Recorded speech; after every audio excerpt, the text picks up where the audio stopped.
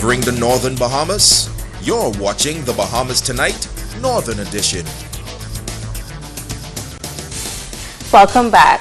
Hundreds of residents joining in the campaign to clean up Grand Bahama on Saturday. The effort was all a part of the 11th annual Keep Grand Bahama Clean initiative. Sabrina Brown was there. The Keep Grand Bahama Clean Committee joined forces with over 7 groups to clean up 5 locations on the island. Over 100 people gathered in the International Bazaar and gave a facelift to the historic landmark, which has become an eyesore. Co-chair of the committee, Olethea Gardner, says it takes a concerted effort to keep the island clean and pristine. The groups actually collected so many bags in 45 minutes. It's amazing. They actually started from the roundabout by the Princess Hotel and they made their way to the back of the bazaar. And they've collected tons and tons of trash. We're doing our part to keep our environment clean. So we are trying to fix Grand Bahama, but we're fixing it together.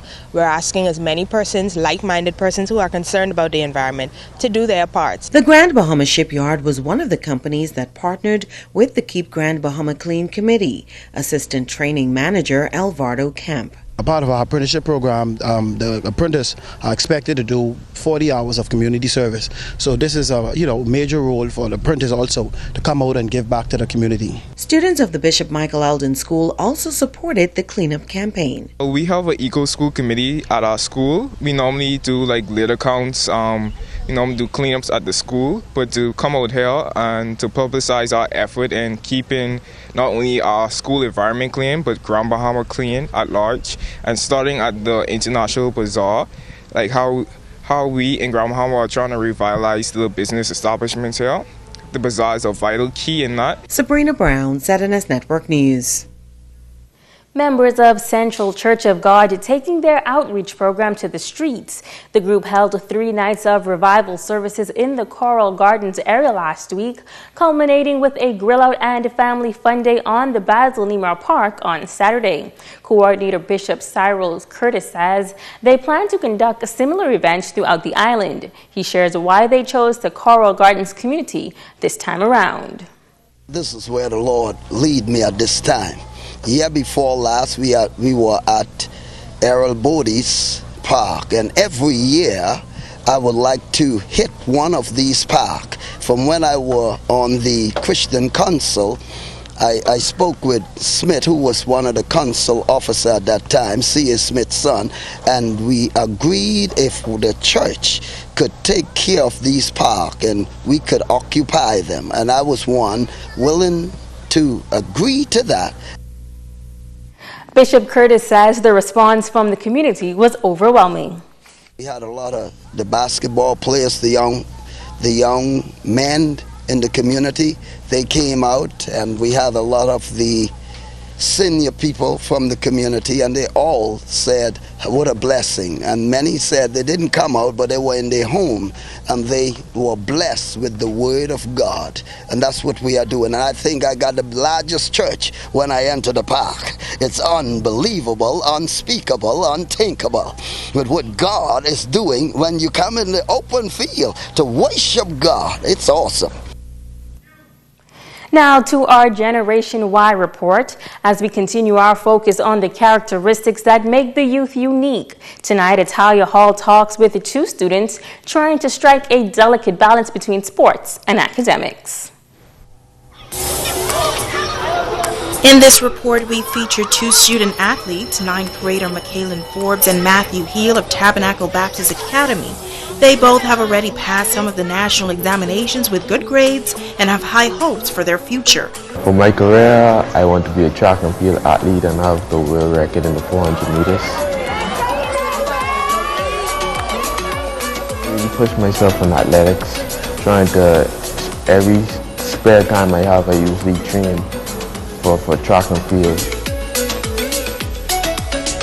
First, my father used to train me at first, and then I went to a coach at the sports complex and he started to train me. I'm a long distance runner, and I can run for miles and somewhat.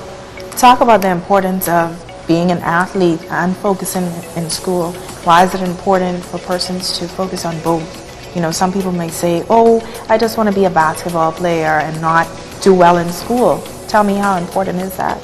Academics are very important. To me, it's more important than athletics because you can't go nowhere, you can't get a job without your education, you can't have a high career, good career, you can't be an athlete, you can't be a doctor, a lawyer, you have to have your academics. Now, McKaylin says it's not always easy and gave this bit of advice to other student athletes who may be having some challenges. Tell them not to give up, don't be discouraged, stay strong in the Lord because He helps you in hard times, and keep pushing because hard work pays off. And now it is time to ask the doctor.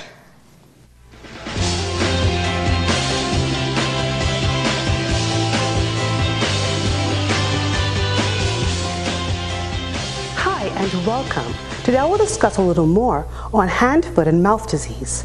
It usually starts with a fever, decreased appetite, sore throat, and a feeling of being unwell.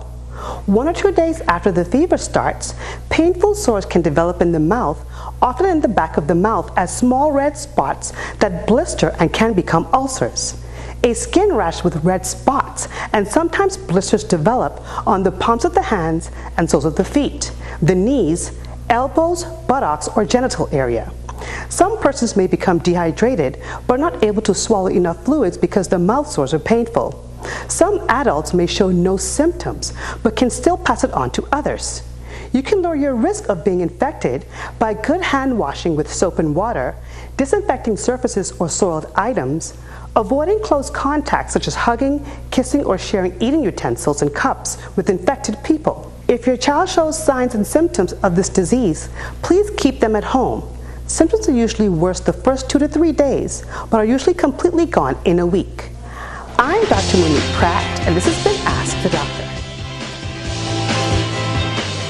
Don't go away. A check on sports is up next with Ricardo Lightbourne.